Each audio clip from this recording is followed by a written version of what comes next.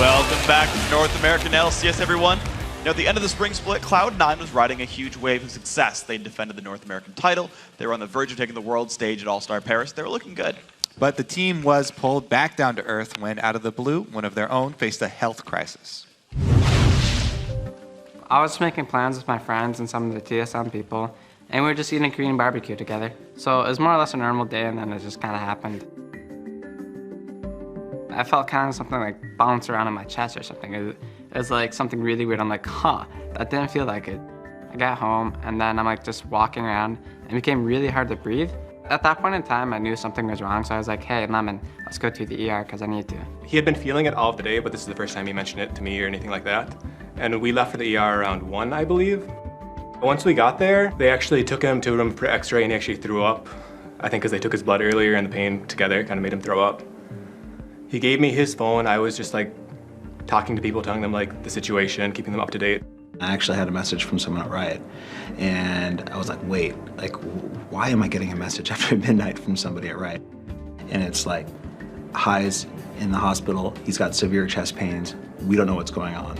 I call High's number, obviously, and Lemon answers, and I start finding out it was a collapsed lung. I didn't know what that meant. I mean, I was terrified. For guys mostly that grow up skinny and tall, you get these little air bubbles on your lung. They're called air blebs technically, but they're more or less a little bubble. And they can basically pop at any time. It could cause your lung to collapse. It's normally not life-threatening, especially for people that are young. They basically just kept checking on him and seeing if it was gonna be like all right, if all the air would kind of get out of the outside of his lung so the lung could reinflate. But a few days later, it was just not going, so they actually had to go and do like a full surgery. The first thing that went through my mind was like, well, this sucks. And then I started thinking about like, hey, with this condition, the pneumothorax, am I able to go to Paris? Their first thought is, these guys are competitors. Like, oh my God, this guy can't go to All-Stars with us. What are we gonna do? And I'm like, don't worry about that right now. Like, let's get High healthy.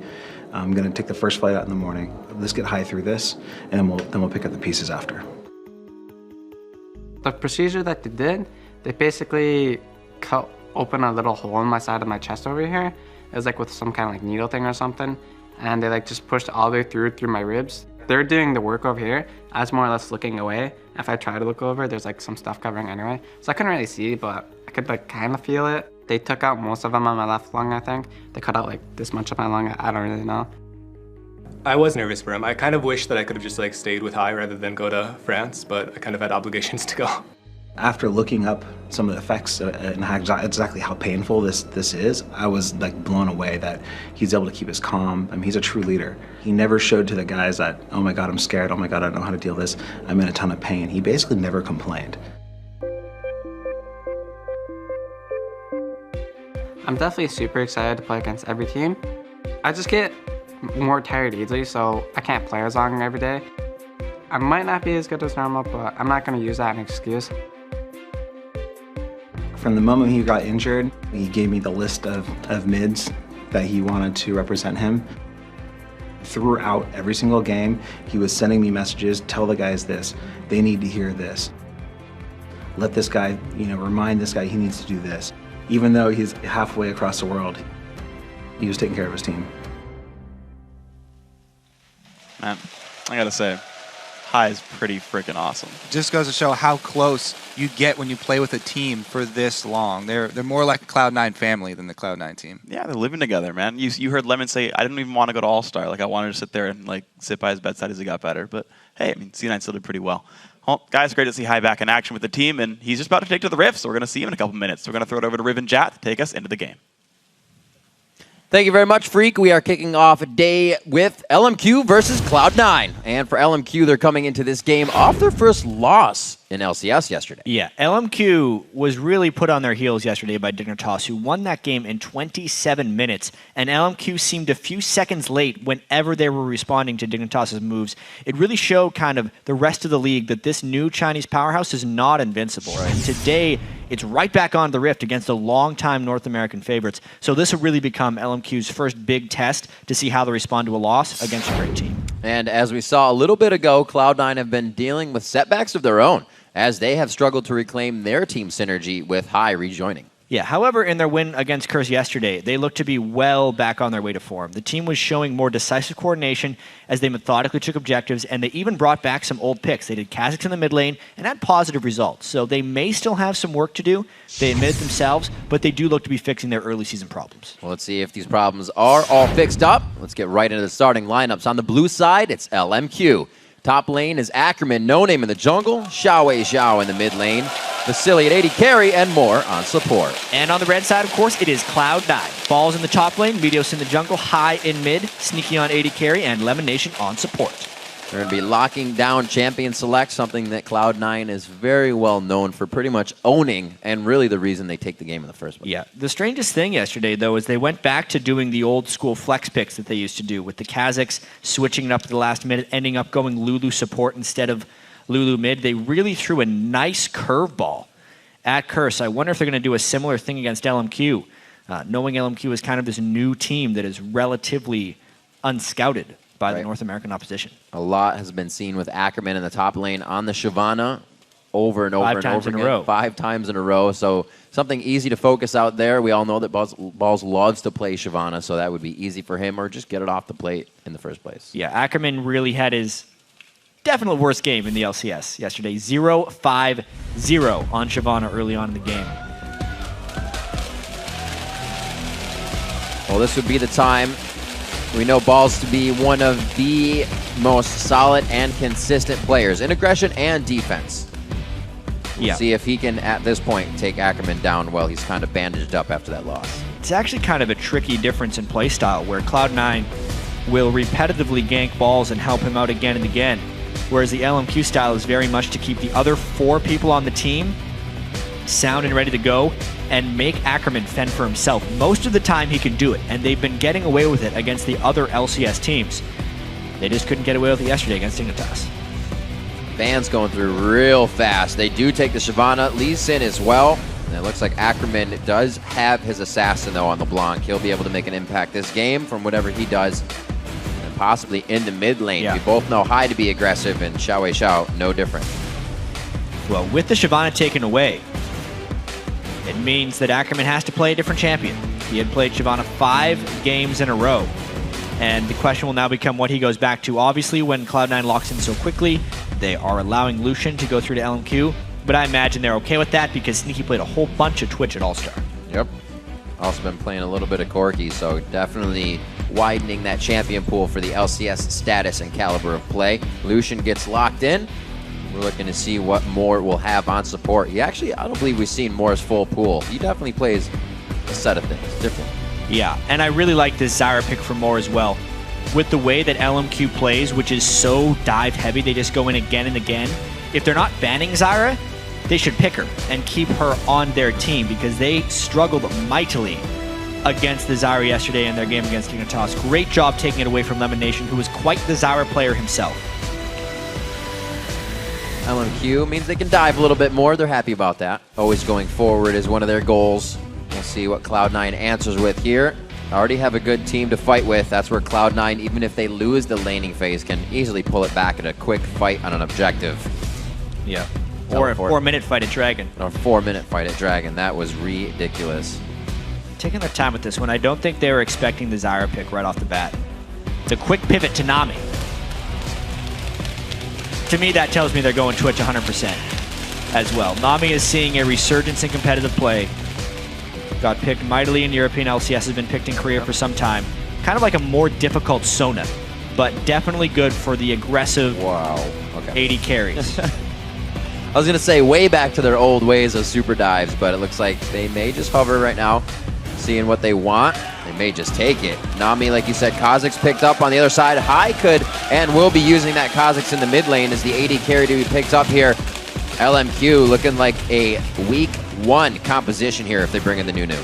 Yeah, it's a lot of big circles for ultimates if they go with this one. The Zyra ultimate, the Nunu ultimate. Interesting how Ackerman would actually pivot to Renekton when Jax seems to have such natural synergy with the Nunu, but they want a stronger early lane matchup, and they do get more control in their overall composition when they do Renekton. They're now very much about that 4-man control, and I'd probably expect to see Xiao split pushing a fair bit on with LeBlanc. And wow, Corky. Sneaky's been hovering on that Corky the past few days. Yeah, to pick that over Twitch is rather remarkable to me. Maybe they're just afraid to pick Twitch into the assassination potential of LeBlanc. Right. Even though we have seen some teams get away with it because Cloud9 has very little shielding on their team comp. There's the other part where just trying to figure out why they wouldn't go with Twitch. No, yeah, absolutely. They have a physical damage mid laner, a mainly physical damage top laner in Shyvana, and a Lee Sin jungle. That's and Twitch true. does actually more magic damage to champions than physical damage. So it see, will though. diversify their damage a little bit in team fights and make it so LMQ can't just stack armor. Sneaky loves the Zerg Greaves. Like you said, it's a weird grab there. Yeah. The Twitch going all the way through. I'm thinking even LMQ might be scratching their head a little bit about this one. Yeah, unpicked or banned Twitch, especially with how good Vasili's been doing on it. But these are two teams where diving is an utmost priority, and I imagine they're thinking that they can't protect it.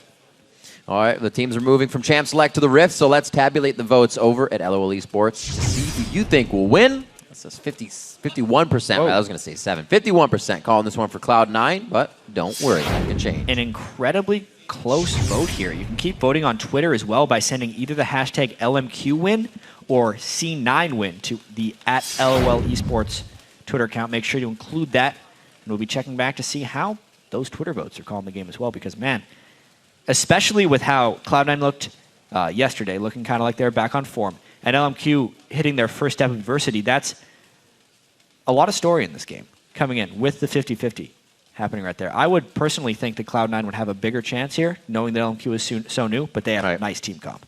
We also have to look at the fact that the 80 carries going head-to-head. You see Sneaky versus Vasily. These two are a few of the top 80 carries in the league right now. And we'll have to see if Vasily really chooses to show his aggression that he's known for.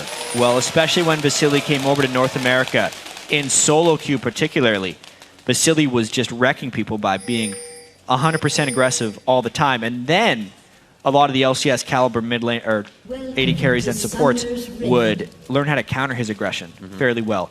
And Vasily has done a good job so far in the LCS regulating his own play and just being efficient instead of over-aggressive. The most kills by 80 carries. Obviously had a bad game yesterday, but coming into the week, he had 28 kills, which was 13 more kills than the next closest 80 carry, and he had been dominating. But once again, up against Sneaky, a team that would wait for him to get aggressive. And that lane would be good. C9 actually running Ignite on Lemon Nation coming in for this one on Nami. A little bit more aggression in that lane to Moore's Exhaust on Zyra for the zone control. CLMQ making their way towards the red in a very split Cloud9. Will be safe. That was close. Yeah, this is actually the same level 1 with one that LMQ did yesterday with one slight variation. They put a ward in their own red buff right there so that they could see Cloud9 moving in there. When LMQ did this yesterday, they got vision for themselves in the enemy red buff, but had no way of knowing where the other team was. And if we remember, Dignitas actually got a first blood on a no-name. This time, LMQ doesn't make the same mistake. They warded themselves so they know at least where the danger lies. The slow moves does not right now look like we're going to get the matchup in the bottom lane. And it's going to be Balls heading towards that area. So the 2v1s, at least to start, actually Balls heading into the jungle rather. So the 2v-nuns, I should say, to start this one off. Yeah. Farm heavy, roam heavy is generally what we're going to be seeing here. Sneaky and Lemon walking through the ward, and I wonder how much Ackerman's going to be a jungle friend with No Name as they share experience, and how much they're actually going to give to No Name, because yesterday we had a similar opening in this game. Actually, Meteo's getting harassed down by more of it. Wow. Just come back for it. Good play, though. LMQ always is trying to do something. You got to give him that. I have to say as well, what I'm most interested in now that we have these 2v0 openings is comparing Ackerman's farm to Balls' farm when the lanes actually happen. Because in almost all of Cloud9's games where they've done the strategy, they try and make sure Balls has a 1v1 advantage when the lanes even out that way, and LMQ has put almost no priority on that. And in Super Week, they got away with it. Ackerman was able to play from behind and still become successful. Yesterday against Dignitas was the first time they were heavily punished. When Ackerman eventually got into one-on-one lane against Zion Spartan, he was down a level and a longsword, and then ended up getting killed repeatedly. I wonder if LMQ is going to change up or if they feel like that was just an aberration. Well, being the top team, like we said, at the end of the week, you are headhunted. People are watching your games over and over, so they're going to be waiting for those little things.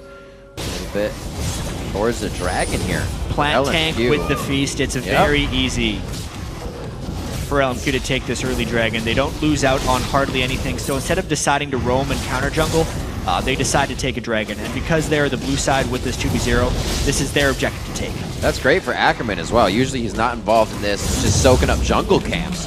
So a nice bit of experience there. A nice gold lead to start off the game, just under 4 minutes.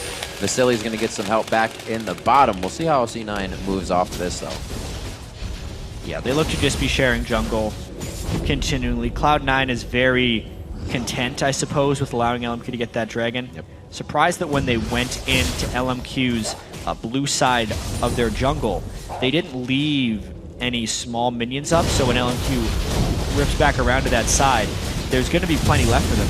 Cloud9 actually does no denial, so overall this early game is absolutely falling in the sides of LMQ. See if Hai can play as aggressive as he wants. There's staple Xiao play, putting Hai down to half HP as he chugs through the potions. Like you said, that long sword start, keeping himself alive. I mean, he's went through his potions already. Xiao allowed complete freedom with this 1v1 because of the warding of LMQ. They're not afraid of the triple roam gank. And another ward to just spot it exactly where they are. Plus Node gets it. Yikes. Throws out the snowball. Very nicely done. And this time, chat, they aren't going to put Ackerman by himself. They do decide to switch up this situation. Yeah, they're keeping a support with him. That's actually something Curse has been doing a lot of. Good, yeah, good point. Especially in quas laning. See if Balls can get ahead now. The Balls is doing a 1v1 against Vasily, and Ackerman's still grouping up, but Renekton is the control master in these early games. Let's see if LMQ tries to make anything aggressive happen. Very strong play. Kind of works with the support roaming around. More can fall behind in levels. It won't be detrimental to him. You'll still be able to zone out once you get 6, so as long as LMQ keeps all their ducks in a row, this will be good for them. They actually swept when they came through here, so Meteos has to bail out because he had no safety. Another buff steal by No Name. So the counter jungling coming in pretty heavy from LMQ, and most importantly, I feel like this 1v1 isolation in the mid lane is really allowing Xiao to take an early advantage over Hai, sending Hai back to shop and being up in that CS. We always said the Xiao, like the average 10, he's up at a certain point in time, and he's already starting that lead. Vasily on the balls, as he's at least trying to stay in experience range, but Vasily's not having any of that. Puts himself goal side of the minions. 6 minutes on the clock. We get Hai returning to lane, trying to build damage immediately. Goes for that pickaxe. Yeah, he rushed his Ravenous Hydra yesterday.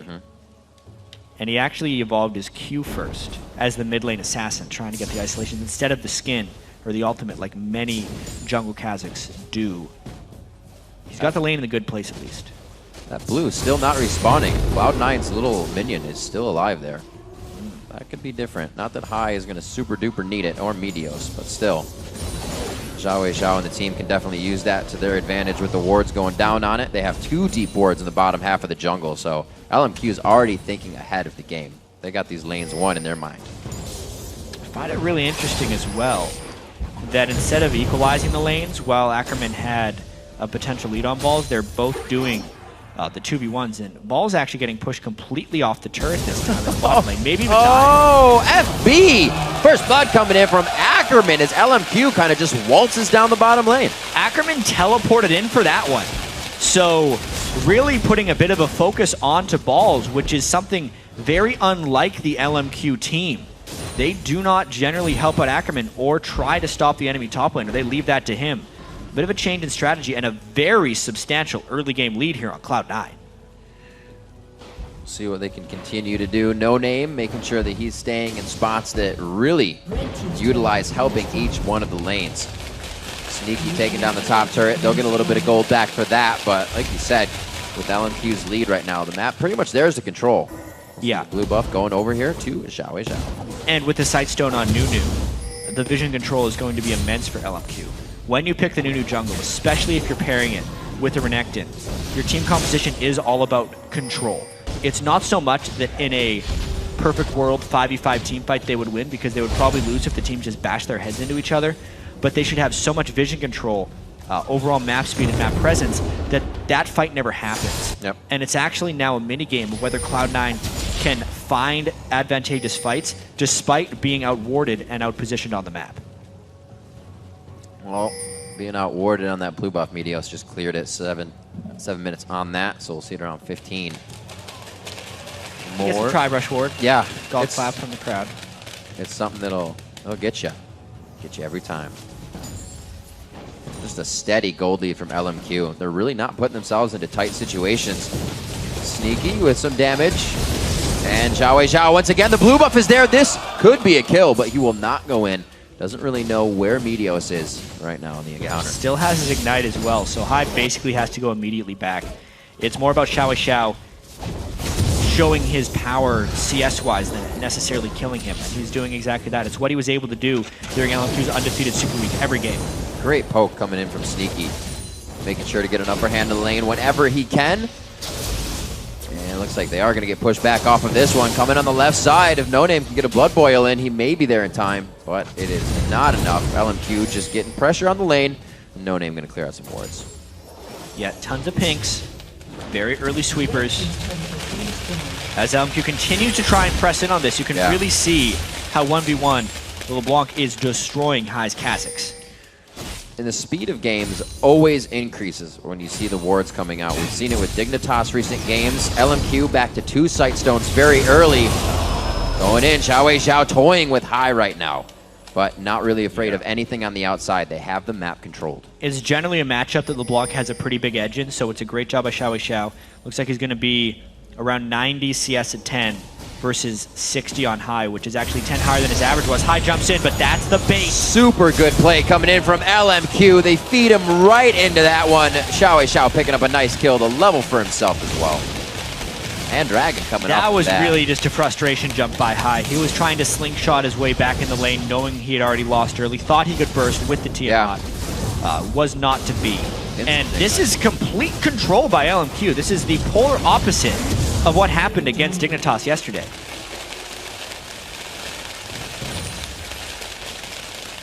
Hai playing well on Kha'Zix yesterday. Had a different lineup for the rest of the team. We didn't have the Nami play in there, but it just seems like everybody's on a different page right now. Yeah, it seems like they just can't find the right note in their notebook as far as Cloud9 is concerned. They're getting control by LMQ from the very start of the game with the Dragon. The lane swapping, the way that Ackerman has moved around and actually teleported to find a kill onto balls. This time LMQ is keeping everyone involved instead of just playing as 4, and it is really showing through. Slowly making his way in. You can see Cloud9, at least Hai here, trying to get himself into position so the team can at least make some moves here in the next few minutes. It's going to take a while. Everything they do is always going to be countered against. And listen, vision control around this Dragon area could very well decide this game. At the moment, if LMQ wins another team fight, I don't think there's any coming back for Cloud9. But if Cloud9 does win a team fight, they have the opportunity to equalize the game. So getting rid of that pink ward, clearing LMQ's vision around the Dragon Pit is paramount. LMQ has deep wards, however, so Cloud9 still probably have eyes on them. Yep. Teleport is up for balls. Xiao taking a bit of damage there from Hai. Trying to keep himself composed as well. Can't go too far without the team in these ganks. Looks like they're forced to go back. Ooh, Xiao trying to put the pressure on. Does he get himself caught out? They are just toying with Cloud9 right now. Hai just doesn't have the items. Just stick strong. He's got a Tiamat. He was able to build no MR. The very slow Ice Blast still connects post-hop. And Xiao has complete freedom in that mid lane, which should very well give them control over Dragon the next time it spawns. Silly holding on balls in the top lane. Balls will still be able to teleport off of this, but like you said, Dragon very nicely taken. Everybody on LMQ is just going to go ahead and relax in mid lane. Looking at the 80 carries, not too bad coming in for Sneaky. Still have a late game. We talked about Cloud9's team fight. They have Sneaky on the outside to help, as well as some good crowd control from Lemon Nation, but it's like they look at the same thing with Zyra and Vasily on the other side. It's going to be very tough. The top lane, LMQ is going to close in on balls here. Not looking safe for him. The ethereal chain comes out. It does lock all the way through. The second one will lock as well. Absolute zero on the end, but do they have enough? The heal comes in. The blessing is not going to be good enough from Lemon Nation as he tries his damnedest to keep that save. And the rest of Cloud9 might be trying to collapse, but they just look behind LMQ right now in gold and just in playmaking. High wants to make a play here, but he is all alone. He got Locked it out, does find it. Very nicely done by him. He's got turret still. This could be Cloud9 coming back. Meteos on the outside. No name's very low, but he can still offer utility to the team. Yeah, and remember, there's a sneaky pushing down that bottom lane. How much farm can he get before LMQ falls back? So far, it is just that 1-for-1 trade. This is LMQ's first semi-stutter step here. They didn't get everything they wanted out of it, and now they're backing off with a bit of a loss. Still in the lead on gold. They have a room to make a few errors. Because honestly, LMQ had been playing pretty much flawlessly up until that point, where they overdove a little bit and allowed High a kill to maybe get himself back in the game. Gotta say, the play by Vasily there was fairly controlled aggression going in for it, but they just had the wrong turret aggro during that dive. And Xiao ended up taking a bit too much damage. High should be safe here. Putting himself in the solo lane up top now to soak up as much experience. He knows he's a bit behind. Look at that CS 40 in the lead for Xiao. Average for him. He's always got a lead on his mid laners, except for the dig game. Yeah, the one game they lost. Right. Keep up with the Ziggs, of all things, which is rather difficult. That's what Ziggs does. He gets creeps. Looks like he's got a nice mix of items there. Did have to go Seekers, so his burst potential is lowered for now, until he gets a Death Cap or DFG. They're going in for that blue buff steal. Cloud9 cannot contest. Cloud9 has the defensive pink ward coverage, actually, but like you said, even not being able to contest, it's what's having the pink ward for. Tough times right now, and just a little gold behind. You can see how much control LMQ has in just 1,000 or few gold. It seems like 10,000. The two side stones really add to that. At this point in the game, just all the deep wards they have in Cloud9's jungle, they're finding vision of them before Cloud9 even goes for a play. So for instance, LMQ doesn't have wards in their blue jungle, but they kind of know people are in there. Look at the pings, because they know the control of the lanes and they know the control of Cloud9's own jungle.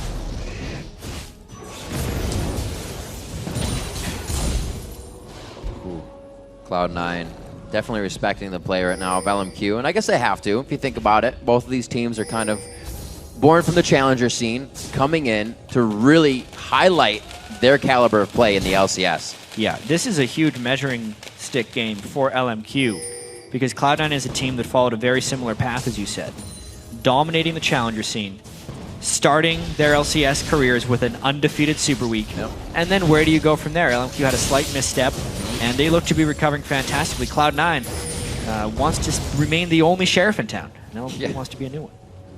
Well, they're doing a darn good job of it. Coming in, working very strong in the solo lanes, makes LMQ a formidable opponent in every game. And right now, they've done some work so far in the mid and bottom lane, looking to get another dragon. So far, two have pretty much been completely uncontested. Yeah, and you're going to get a third one. Easily as well. Wow.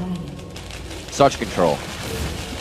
And as far as picks and bans in this game, Cloud9 is not getting very much value out of their early picks. Right. They used very early choices on Meteos and Balls to try and slow down Ackerman and No Name. And quite honestly, they haven't slowed down Ackerman one bit. His Renekton has always been feared. He's just been playing Shyvana because maybe a slight preference. And the Nunu is a very LMQ-specific pick where they can go outside the normal North American jungler meta and still find success. This is the second time I believe they're playing it, and it's just as successful here. Meteos' Lee Sin has been basically non-existent. And that's tough for them. Meteos is somebody that gets everything going. If I can't solo a mid lane kill very early, like you said, they go and help out Balls. But that was LMQ this time, like no other team does. Focus down Balls over and over again. 0-2 and 0. He's had to back out of his lane multiple times. Vasily getting himself into a dangerous position in mid lane as we see Sneaky again on those Zerg Greaves. Hasn't been in the fights too much. He's on push duty right now. Yeah, he's still trying to burst down for a whole bunch of damage, but he's got to be very careful where he goes. It's just more No Name can definitely catch him out. Making the run. Deathfire Grasp is finished, so that too. Big pain from Xiao. Oh, call the meat clear, or W clear rather.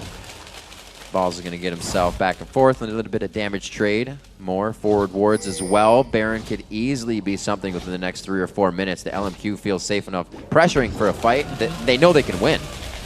And as well, knowing you can win in this top lane, Ackerman has done a job on balls. LMQ as a whole has put him in a position to win, something that he was not granted in their last match against Dignitas. He came into the lane behind. This is not something LMQ let happen this time. They were very sure to make sure they got balls behind before allowing that 1v1, and the Renekton is showing superior over balls of Shyvana. Oh, wait a minute, a mistake possibly. Moore throws himself into the fire. No Name's going to be in there. The absolute zero's canceled as he starts walking, and Vasily takes some damage there. Cloud9 pulls out a squeaker on that one. Hey, Cloud9 definitely opportunistic right there, seeing a very squishy Zyra, but oftentimes in the past, LMQ has used Moore kind of as bait, and killing Moore will actually end up suiciding for a team. Not the case that time. Cloud9 gets in and out for now. LMQ still, look at them though, they are not on the back foot. They say, all right, well, let's fight back, push you back. You're not getting anything off of that. Unfortunately to them, that mid turret did fall, and Cloud9 knew that they kind of overstaying their welcome, so they got out of there. Yeah, really just watching this one more time. They knew Xiao was in the bottom lane, so the assassination threat was low, and then they just walked in different directions from each other. That was completely Moore's mistake, separating himself from No Name and the rest of the team. Never easy being the last guy in line. Everything looks safe, but then they know you're the last guy. Ackerman and Balls clocking each other in the jaw, back and forth. Nothing really much going on between these two. Looking down, 4 sweepers coming out for LMQ as they want more control. They want to shut down Cloud9's any chances of coming back. And they're definitely allowed more sweepers because they have more sight stones, so they don't need as many replenishable wards on the map since they have so much control with the sight stones. That blue buff quickly being taken out since Meteos cleared that at 8. So that was a 15-minute blue buff. It's actually been sitting there for quite some time. Definitely different play from Cloud9 here, kind of all sorts. They're definitely playing very much to turtle this one out. When they recognized that LMQ had went the double sightstone and went for a very vision-heavy advantage, they kind of switched gears and said they're just going to try and keep their farm up. And for the most part, they have done that. Sneaky is above Vasily. Balls has pulled slightly ahead of Ackerman. And despite giving up the Dragons, it's only a 2,000 gold edge. And with all the investment LMQ has put into this vision game, if they don't find some catches off of it, Cloud9 would start turning this game around because there's not a huge team fight advantage for LMQ in this game. Very good pressure coming in from LMQ, but Cloud9 is going to get what they want out of this. They do steal back the blue. Timer on that. Every little bit helps for Cloud9 right now. Usually a team.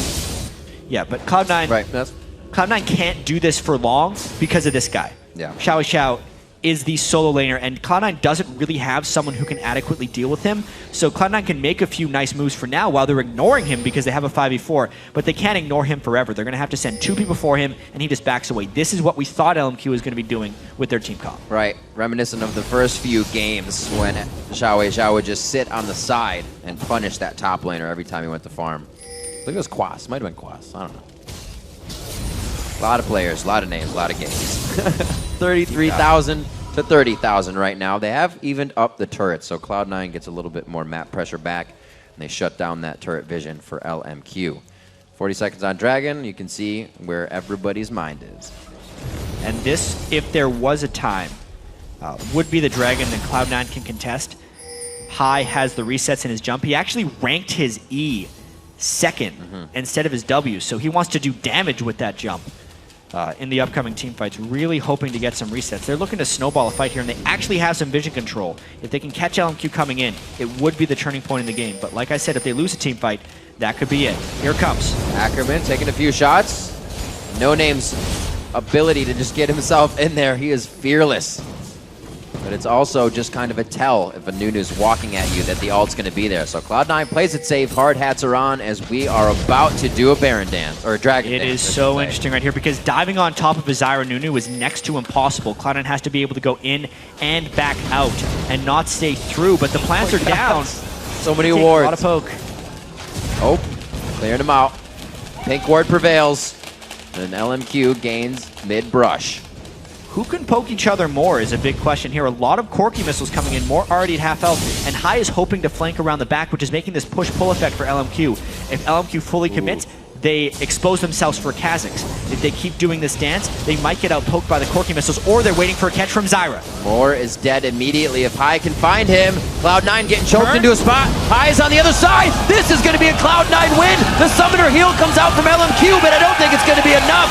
Bleeding out into the river. Cloud9 tries to recuperate on this one. Now reassessing the fight. They have everything they need. Meteos goes in with the Q. He gets the Summoner heal coming in from Sneaky, and it looks like LMQ actually disengages handily. Cloud9 could not quite get the resets, and one falls from both sides, but they do force most of LMQ back. They're actually thinking about staying and trying to get a pick here. Teleport coming in from Ackerman. Oh my gosh, Ackerman may cancel. No, he doesn't. Home guard's on the run. The slice. Oh, he jumps. He doesn't get the dice. What timing coming in from High. But there is huge damage. The distortion in from a Xiao. Moore is still there. He says, let's go, Ackerman. But Sneaky brings him down. Lemon Nation.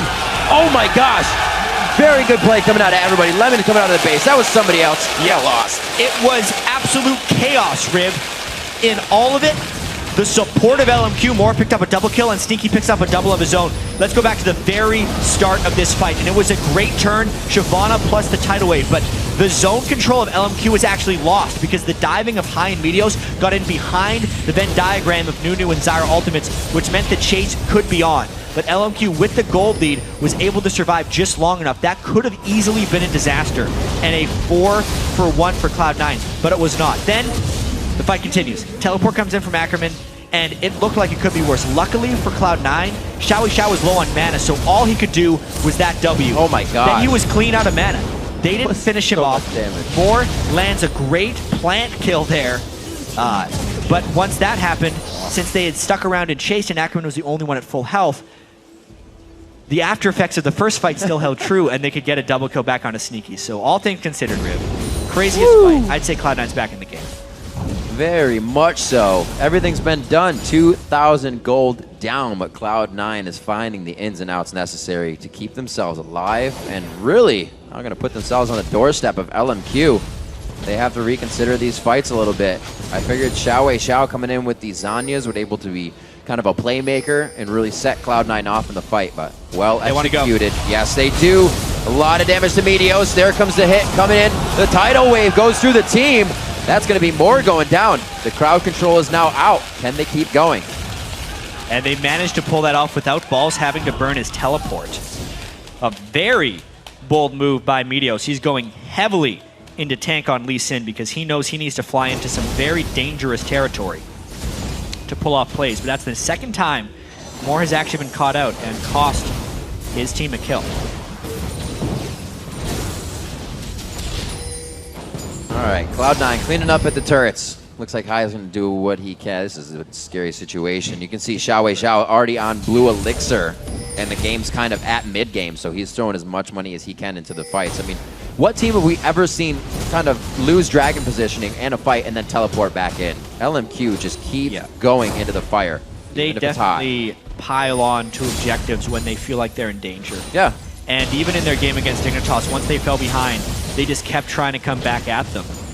This is kind of one of those games as well where if LMQ does fall behind, it's going to be incredibly difficult for them to come back. They had such a nice early lead, but Cloud9 is really clawing their way back here, specifically Sneaky's Corki, who will have a huge amount of power right now with the Trinity Force and that Bloodthirster.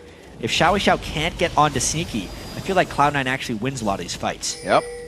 You heard Vasily earlier today in the intro video. If we can beat Cloud9, it will be a huge step in the strength of our team, and we'll really solidify it. But right now, Cloud9 showing that being behind against LMQ and now to beat them, it's something nobody has done yet. No. And with 281 CS on Xiao, they're trying to make sure this doesn't happen. Ooh. Tries his best to get onto Sneaky, but he used most of his damage just to get in range of the chain. Gotta be careful on this fight. Very low mana for Lemon Nation. He throws out the ult immediately. They want to dictate it because they know the conditions they're under. It looks like LMQ is not going to like those conditions. They back right off. Not a clean initiation for Cloud9 right there. The tidal wave missed, and High flashed out after leaping. It wasn't coordinated with Balls' Shyvana ultimate either. So LMQ actually wants to stick around here, I thought, because so much was burned by Cloud9, but they're actually just going to back away. Said, all right, you don't want us to take the turret. We'll back off. There's some money to be spent. You used all your skills. We will go away now. We got Sunfire Cape and a little bit of magic resistance being mitigated over on the side of Balls, but Ackerman has that Banshee's Veil already created on the Sunfire Cape. He's been having a good game for himself. He's actually surpassed Balls again in CS, so those two kind of going back and forth in a little lane fighting throughout the game. Xiao and Hai. Still a matchup to be watched. I know. I don't think we really got much out of this one for those two. Yeah, the main thing is Hai got pretty obliterated in lane. Yeah. But the rest of his team is carrying him through right here. They lost control of the mid lane, and it's really just the stalling of Cloud9 that's letting Hai back in this one. Sneaky, creeping around, trying to keep his CS up.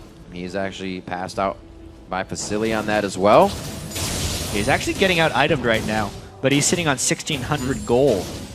It's probably wanting to go back for his last whisper. He doesn't quite have the funding yet to do so. 400 gold ahead of Vasily, as you can see. And it's really that big mid lane discrepancy is what's holding a lot of this. Yeah. Obviously, Nunu has gone more supportive, hasn't farmed nearly as much as Meteos. One thing about Meteos as far as jungle Lee Sin goes, he has farmed much more than you typically would see a Lee Sin farm. Lee Sin normally is all over the place gank-wise, but because he was against a Nunu and Cloud9 had lost vision, he mainly just relegated himself to farming, but because of the farm, he's turned himself into quite a strong tank, and he can now dive in with much impunity. Setting themselves up, everybody timing that dragon as it's about to spawn. A very nice wave in the top lane as well. Balls not having teleport. So it looks like they're all here for the party. Pink ward goes down. No Name is going to be in the bush to see that. Try for the Aqua Prison.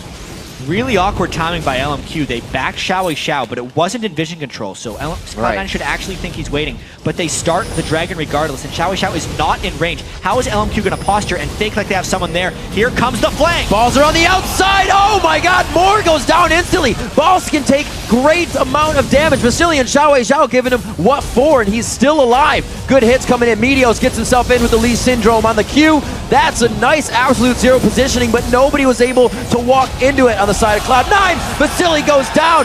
Cloud9 is taking back over in this game. 2 kills, and it was all about the positioning of that fight, Rib. They got the turn. Xiao was not there, and Cloud9 just went in at the right moment. This dragon will actually give them the gold lead. Taking one more look at this one. You can see Xiao actually used his distortion just to get in range, and the battle lines of LMQ were destroyed. Moore got killed before he could use his ultimate, and therefore Cloud9 could just continue diving. We also mentioned Meteos' tanky build. He could go into that fight basically 1v3 just to keep LMQ interested because he had no fear of 9. Big time fight for Cloud9. Great play. Cloud9 playing the cards right. Very nicely done. Mid turret going to be hit up here. LMQ, they lose a fight. Where are they? They're at your turrets. They are never going to give up. They try to get as much damage on it as they can. Only a little bit, but enough is Xiao even trying for the bag of chips on the side. Great play so far. Coming in from Cloud9 to hold steady. Hai's definitely back in action with keeping the team organized in tight situations. Yeah, and as a team, Cloud9 is really pulling their strategy together in team fights, and it's showing them edges. Here's what they're doing. You look at LMQ's team, and you try and analyze where their damage is actually coming from. They have a huge amount of burst from Xiao. Nunu, mainly magic damage, very little damage though. Ackerman is basically a tank. Zyra can become a secondary form of AP carry damage, and they recognize that, and they're ignoring Vasily itemization-wise. Everyone's building magic resistance, and they're heavily diving Vasily with Hai, Meteos, and Balls. If they can take Vasily out of fights, they only have to worry about the magic damage, which they're itemizing for, and then trying to win that way. So it's a very nice team fight strategy by Cloud9. Watch to see where they focus, and their itemization is superb. Looks like Cloud9 now making moves of their own. It's not just posturing around Dragon for LMQ to come. Cloud9 is now staying there inside and trying to force LMQ into this. Sneaky's going to be going mid lane. Double buff to keep him extra safe, along with a Valkyrie. Uh-oh, Balls, a 3v2 situation. Balls gets out. Flank, though. Whoa, High coming in from the side, almost takes down Xiao, and it looks like C9 may be able to collapse here. It's Sneaky just a little ways off. Xiao still alive in the end of the fight. Ackerman doing what he can. He is a brick wall right now. It's going to be more throwing down the Stranglethorns, and LMQ has reset on this fight. Nobody has gone, actually Balls went down, sorry, but they walk away limping on both sides. Yeah, but Cloud9 couldn't take down Vasily that time, and you could see him starting to clean up near the end of that fight with those 3 big items. He life stole a whole bunch after the failed start by Cloud9. So a little bit of danger. The first big mistake we've actually seen them make since coming back from that big early game disadvantage. It's game on right now. As you can see right here. A little too much. Yeah, and you can see Cloud9 try to collapse over. They actually try to burst down Xiao. Vasily wasn't even there, but because they used so much of their burst here, the chase was actually ill-advised. They think they can ignore their damage because that's what they've been doing in team fights generally, but when Vasily arrives, it's just trouble from that point. The Zyra ult zones them a little bit, and Vasily's a scary man. So back and forth. Last tweet saying bloodthirsty. Definitely a great way to state this game. 8-7. But these teams have walked away from the fights numerous times with blinking red health bars just to come back and do it again. Cloud9 takes the lead by just 700 gold. Wow, what a game. The vision control over the Baron pit as well is going to be so important. Still 2 Sightstones sitting on LMQ. Cloud9 with the 3 sweepers, but a lot of pink wards. And it's all about where they can posture for fights now. It's not so much about how many wards you can put on the map because the game is much more condensed now into smaller areas. It's about how you can control those areas. It's more about sweeping, less about spamming wards, which means the double Sightstone isn't nearly as effective as it was 20 minutes ago.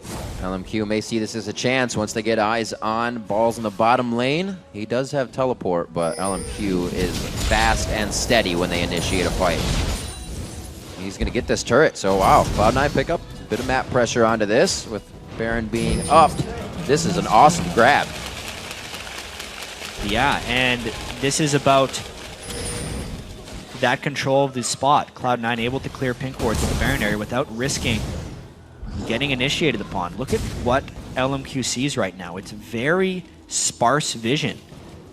They do know that High is off in the top lane, so they can kind of check things, but they got to be very scared that a tidal wave doesn't catch them out of the fog of war. Sneaky though gets it up. Wow, they were all for going head-to-head on that one. Very close. Vasily's damage coming out on top with a few minions in the way. Sneaky couldn't connect every bomb, so we'll have to watch his positioning in these fights. High now to the top lane as well. These guys are keeping split pushing in love, right? Or they're loving split pushing, I should say. High is trying to use the split push as a way to really farm up. He evolved W. I'm actually very surprised he didn't evolve his ultimate against LeBlanc Burst, so he doesn't get that extra bits of damage reduction that he would want from his ultimate.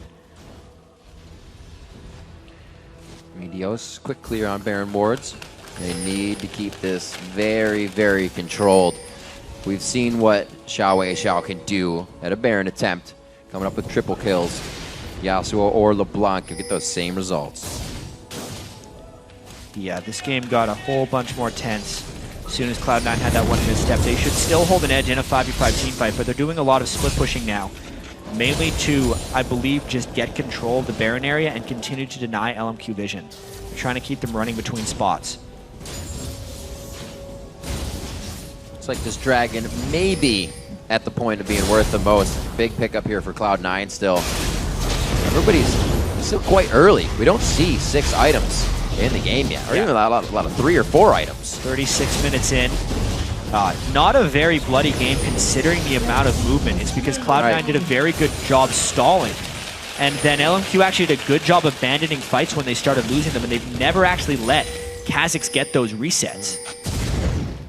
That's true. Something LMQ has always been good at, even if you don't have a Zyra or a Nunu to separate, as they disengage. They know how to spread, and they know how to get away. I believe once they played against Complexity in the Mel fight, they would never let an unstoppable force hit, ever. Yeah. And these are 2 of the teams with the best team fight coordination as well. Yeah. Very standard rosters. LMQ stuck together all through the Challenger scene. They've been together for half a year. Cloud9 much longer. They're like a family as well. Almost not even vocal communication team fights. They just know where each other are going. see Sneaky here on the front line, giving that blue buff over and over so he can keep spitting out bombs. Corky pickup for him has been working quite well, and nobody's really had the mind to take it away from him. 5-0 and 2 right now for the team. Let's see what they can do with the next turret. If it gets to hyper late game, Corky's going to fall off scaling-wise a little bit, but at this moment, he is an absolute monster. 3 ranks into his missiles those right turrets. now. A huge amount of poke coming out. That's another reason High evolved his W. More poke damage in Siege to kind of bait LMQ into initiating. They may have this one coming up. Already prepped to go down. Wow, Cloud9. They turn the page and they start going textbook. Yeah, no mana left on High, though, which actually tells LMQ they can get a little bit aggressive right here. A little bit. That probably means they're going to try to go all-out fight. Yeah, that's a little bit of LMQ aggression. Let's see what they can do. Find it. So the back, wow, just on the outside. LMQ not seeing. And we're going to see what they can do now. Like we said, their vision's a little scarce. No Name throwing down a ward. They'll be able to pick up a pink here. And this is like, I think the first time in 5 or so minutes they've actually been on this side of the map. Cloud9 had a great run just now. I mean, it's resource management. They knew High was going back to base, and they know they have temporary vision control. They were trying to sneak this. I wonder if they go, they do have Nunu for the secure. Cloud9 has to die right now. He used the Q already. Meteos flashes in. Where's the smite going to go? Baron down to 700. It's actually hit up by Ackerman. Going down. They're going to keep going onto the fight. Ackerman is right in the middle. Dominus is shredding HP bars along with the Call to Meek, and they are still going. Sneaky on the outside. Him and Vasily now in a 1v1 with a bit of help. It's going to be Vasily, but then he's focused in by Cloud9. High tries to jump. The Ethereal Train takes him down. Balls is running scared, and it looks like we will have Lemon Nation going to the top side as well. LMQ gets Baron. What a call by LMQ right there to just go for the Baron, despite being pushed around for the past 15 minutes, knowing High was back and knowing they had the potential for a new secure. Even though he wasn't even the one to get the Baron, knowing that they could burst down the damage that quickly and force Cloud9 to dive into Azira and have LMQ control the positioning of that fight. They get the Baron, only lose one person, and just look at that. Nunu started his ultimate before the dive. They weren't even going for the Baron. They were just daring Cloud9 to dive in, which meant the initiation was sloppy. The Zyra ultimate catches everyone on Cloud9, and the push continues down mid. Vasily, he's dead, but he bought an Infinity Edge. That's huge for him after that fight. Once he gets back in, he's going to be zeroing people out. He is mounds ahead of the damage this Sneak is going to get. Like you said, going to be falling off soon. And the second that LMQ gets back on the side of Cloud9's base, they start taking over again. Yeah. They had a chance to breathe. What a fantastic move. I really can't say enough. And now Vasily, with that Infinity Edge and the Nunu Blood Boil, becomes the prominent carry for LMQ. He's also built a Alacrity boost to try and keep his distance. These fights are really going to be kind of classic Season 2 fights in the sense where it's the 80 carry versus the world. Cloud9's going to try to put so much into diving onto him, whether High, Meteos, and Balls can get to him, and whether Nunu and Zyra can protect him. That's exactly the team you want if you're trying to protect your team from being dived upon. 41 minutes on the clock. Exactly the same gold amongst these teams. 64,000 as it hits the mark. 5 to 6 in turrets. Cannot get any closer between two teams that are clawing their way to the top spot in the North American LCS. So this is only the start of the split. Yeah. This is going to be a crazy split with and the you can results really we've had. see Cloud9's items as well. They built 3 Rand wins. They're no longer trying to ignore Vasily because they know that they can't necessarily kill him right away.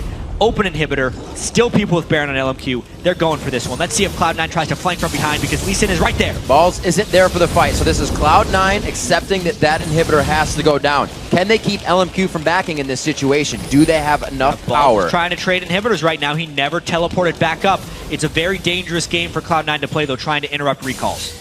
Not enough wards in the jungle. Well, Ackerman's going to be found. That's one. That would definitely give Balls a problem if he were able to meet it. You can see the turret down to 75% health. He's trying to get some twin bites on it. I think he's going to be able to take it down before they get back, but he could die here. LMQ is running at him with Nunu and LeBlanc instead of doing the recall game. Balls, he can finish the turret, but it's probably going to cost him his life. And let's see how he moves out of this one. The rest of the team is coming down mid, so depending on what they use here, he goes down quite quick on that one. Cloud9 is going to be forced to back. Vasily, a nice little dash calling in. Trying to pull off some fancy moves. It's a turret for a death. Yep. That is a 55-second death timer. Dragging up in 26 seconds. Not a terrible move for Cloud9. It does give one more kill to the ever-present assassin, Xiao Xiao's LeBlanc. Now it starts to get scarier on the other side of scaling. Like you said, more at that point can start to become a caster himself. The Void Staff that Leandri's finished, it's going to start hurting. Void Staff as well coming in for Xiao Xiao. It's going to be very painful to come into these fights for Cloud9. Using that poke to stay alive right now. Yeah, so LMQ right here.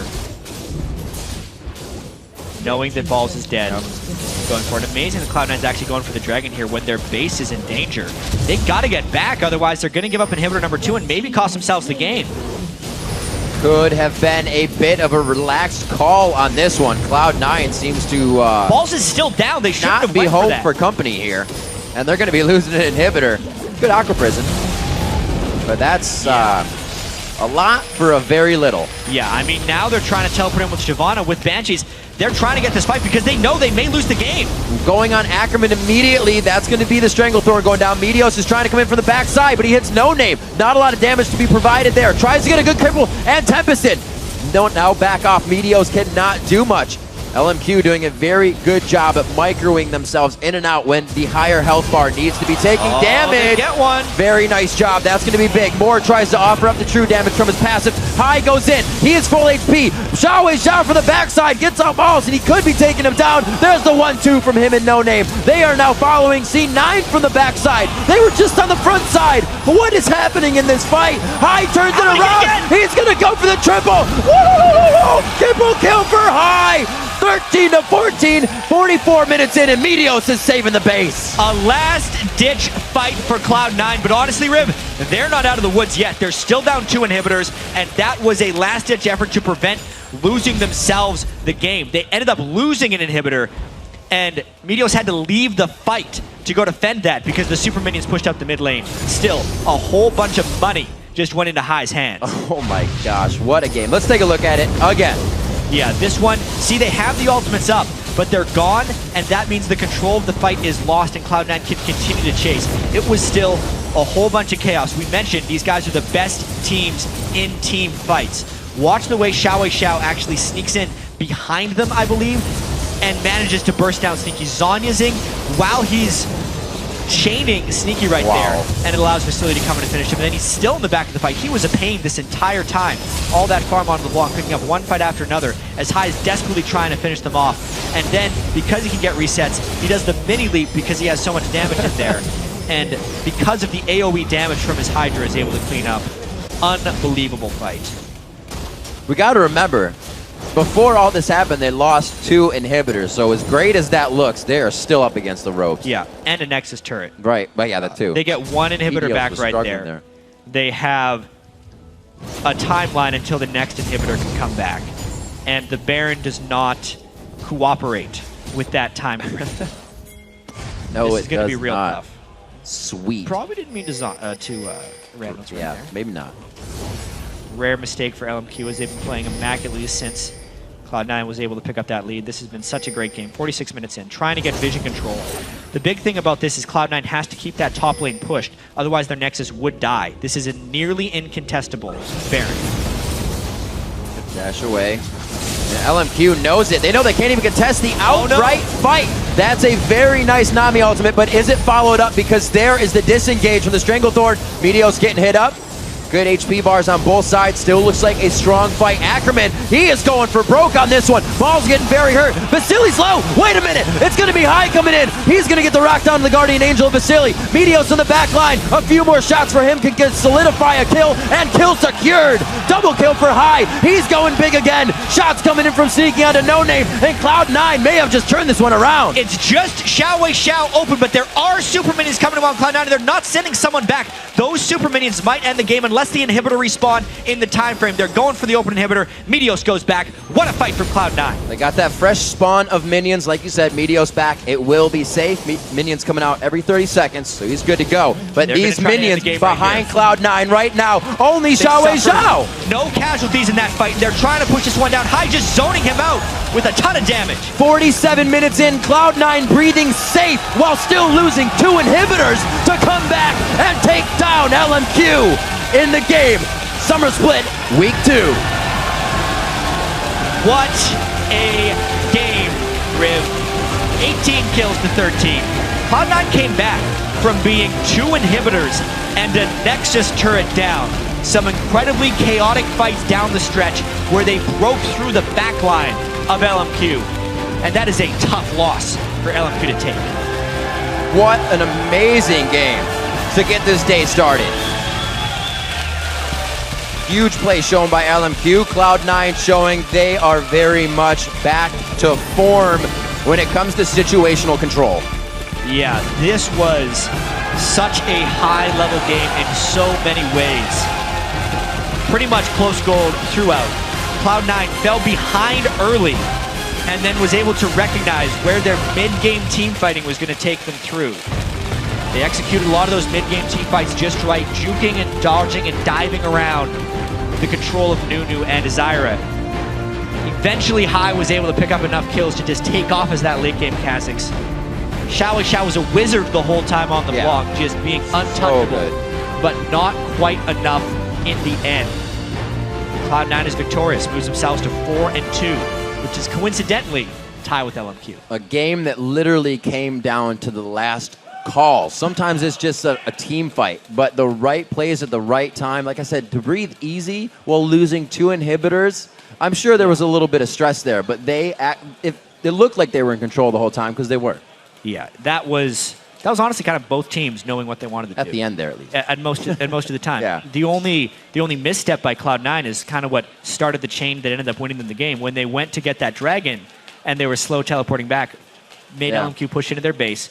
The last-ditch effort team fight, like with how well these teams team fight, strategically, all those things, they both played quite well. Yeah. It was just down to the tiniest details in team fights. The one missed skill shot. Yeah. Jumping in at exactly the right time, autoing the right person, focusing your damage the right way. And that just comes from playing together for so long. It easily could have went either way. And talking to, even before the season started, now during the season, a lot of the players, other teams say that, they figure LMQ would be a middle-of-the-pack team. I don't know about that now. Yeah. They can play very high caliber. They can slow it down, do whatever they need to in a game. There's still so much left to be seen here because it looked like LMQ was going to take down Cloud9 handily. Oh, yeah. In the early game. And to not be able to close it actually does show that they're not there yet. That's true. So they do have work to do, and I believe LMQ recognizes that. Even when they went 4-0 in Super Week, they said, we don't actually feel like we're at our full potential yet. And they did have that easy record, remember. Their opponents were 4-12 overall in Super Week. This week they had to play against Dignitas and Cloud9, a much more difficult schedule. Yeah. They got wrecked by Dignitas. This game, they put up a fantastic showing, but just couldn't close. It becomes the situation where you have so many good players, and like they said, they respect Cloud9. But they said to themselves, we know we're good. We'd pick ourselves to be on our own fantasy team.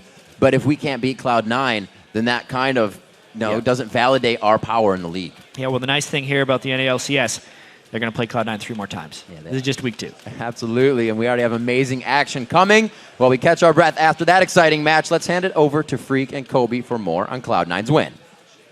Thank you very much, Riv. Some guys want to welcome Sneaky and Hai to the desk. Guys, that was an incredibly impressive game, like 50 minutes long, fights back and forth. So LMQ starts out with a really heavy lead. They take every dragon like on respawn. How do you kind of collect yourselves and figure out, well, we're going to fight 20 minutes into the game or something? Well, first off, they had a lot of dragon control because, one, they have Nunu, and we were 2v1ing on top side. So normally when you're 2v1 on purple side, the blue team can take the first dragon for free. Yep. So they get the first dragon, and they have a lot of pressure mid just because I can't do anything to LeBlanc. He's like double my CS. He just beats me in fights. So he has pressure mid. They have pressure bottom. They just take free dragons, and there's not really anything we can do about that. I need to be at level 11 before we fight, or they need to do a terrible fight. So we knew we were behind. It really sucked. We were trying to figure out what to do, and we just did our best to stall. We had Sneaky get a lot of farm, and they had no MR, so he could poke him a lot with his missiles. So we just had to stall the game slowly, just so we can come back in the end. So what was the reasoning behind you guys picking Kha'Zix into LeBlanc and knowing that you guys are going to go for this lane swap that's going to isolate you? We've had better ideas, I would say. I didn't have that much fun in lane, personally. You can ask Wage how much fun he had just bullying me the entire time. I wasn't enjoying myself, but once team fight started happening, I started having more fun. But that was an interesting matchup. Yeah. So speaking of matchups as well as making interesting choices, almost had the segue there. Sneaky, you picked Corki with Twitch on the table the entire time. A lot of us were surprised by that. What's the reasoning? We had way too much physical damage for a Twitch pick to be good there. They could just build all armor. Like, LeBlanc was going Hourglass anyways, so if I was Twitch, it would be insane 80 damage. So Corki was the right choice there. And was that sort of... Did you know you're going for like Kha'Zix early on? Like, is that where you kind of saved your AD pick? Because like you could have like second picked Twitch, for example, right? I'm not really fully in control of that, so it's more on Lemon because he does most of the pick bans. I may have first picked Twitch and changed around the whole team comp because I like Twitch so much, but I'm not in full control of it. All right. Now, we talked about the rough early game that you guys expected after the drafting phase here, but we have a replay of a Dragon fight where I believe you guys start to retake control of this game. So let's get that up on the screen.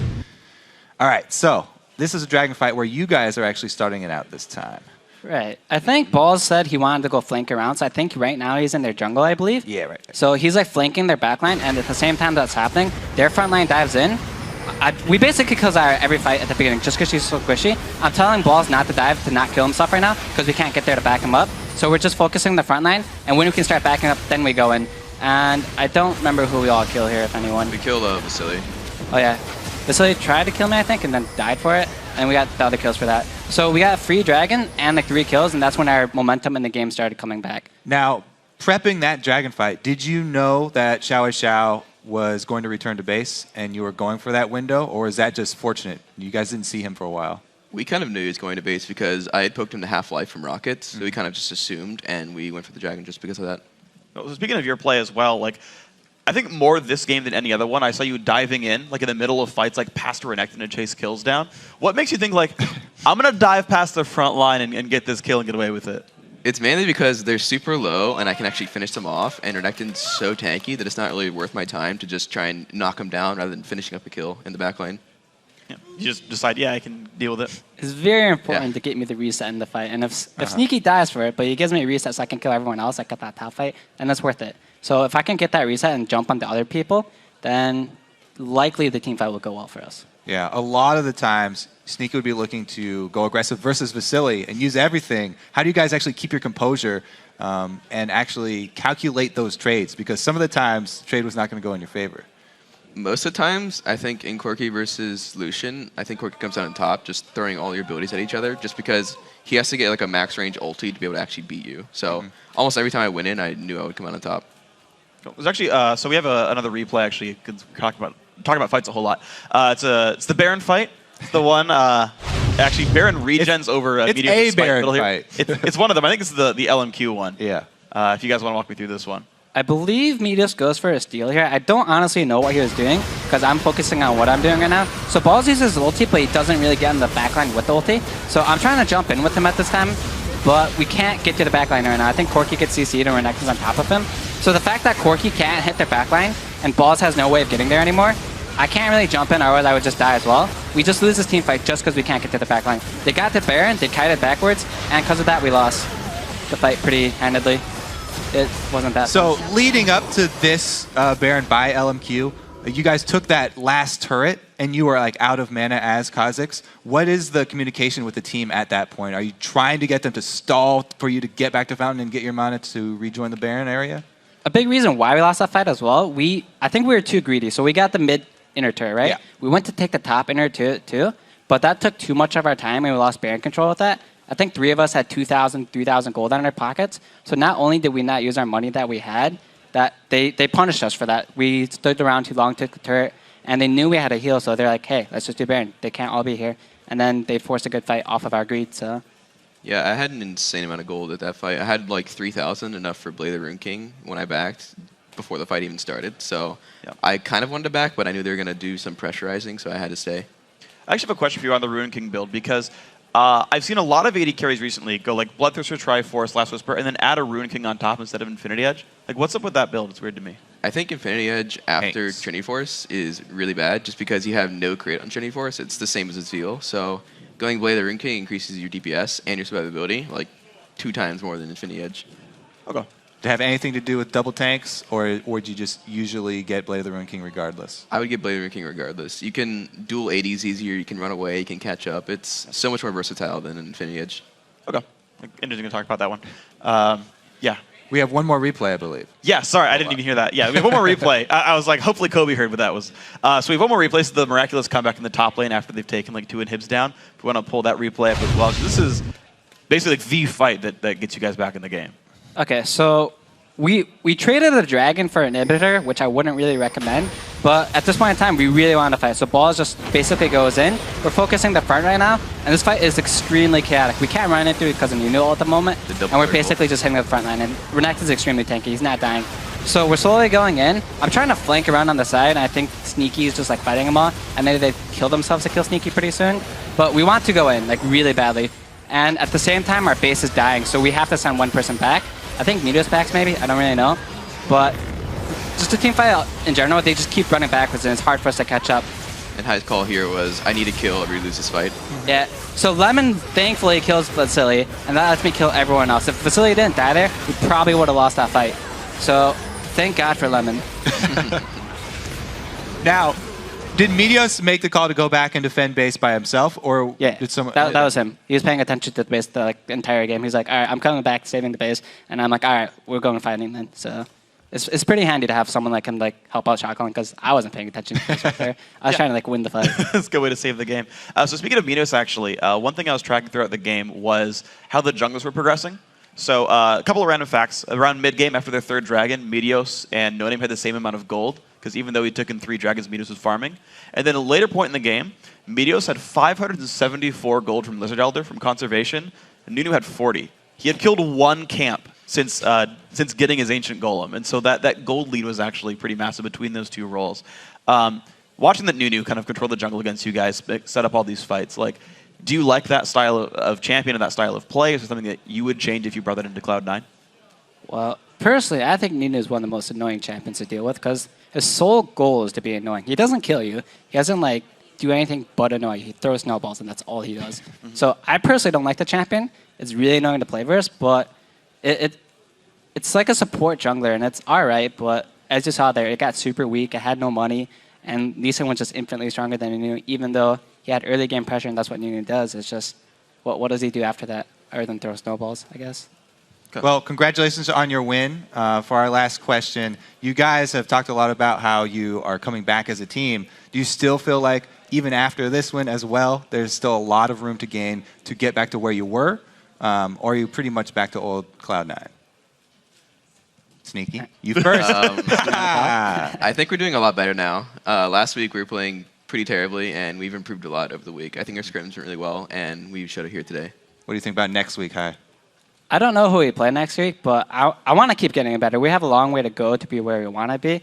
And every one of our players have been putting a lot more effort into it. We've been playing more, we've been thinking about the game more, and we're just trying to get better just because we don't want to be at the bottom. So, well, I know who you're PG playing and next CLG. week. Dignitas. Oh, wait. Am I week off? I believe are one of them. Dignitas is a very confident team right now. Looking to be, they're at the top of the standings. How do you feel about the new Dignitas with Coast members? honestly, they're doing much better than pretty much everyone expected, I believe. They have a lot better vision control now. Their map control is awesome, and their rotations have just gotten better. They're basically probably the best team right now. I don't know. Okay. But they're much better than they were before, and I don't know who's doing it. Maybe it's Skyr, the coach. All right, well, that was a trick question. You're not even playing them next week. All right. It is CLG. Ha! I got lied to. Kobe. So, Dave did. all right, man. Yeah, that's the one. Jeez. All right. Anyway, guys, congratulations on your win. You guys are obviously playing awesome. We'll keep seeing you guys progress throughout the year, and hey, maybe you can get that first place back. But we've got more games coming on. We're just warming up. When we come back, Team Curse will face off against Evil Geniuses. The summer play continues after a quick break. Upgraded E, you know that? You can jump over from mid to there. I know. I play Kha'Zix, please. The home guard's on the run. The slice. Oh, he jumps. He doesn't get the dice. What timing coming in from high. But there is huge damage. The distortion in from a Xiao Wei Xiao. Moore is still there. He says, let's go, Ackerman. But Sneaky brings him down. Lemon Nation. Oh, my gosh.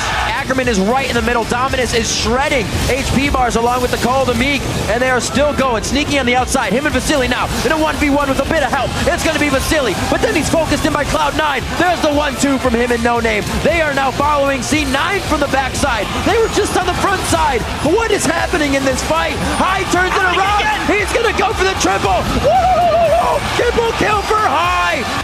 Yo, kill out, come in. Watch out, watch out, watch out. Let's go, let's go. Nolan. Vasily, Vasily. Vasily, kill him with the spawns. Kill Vasily with the spawns. They're also. Yeah, come on. Yeah, we can. Yeah, more. We can probably finish. We can probably finish. Push.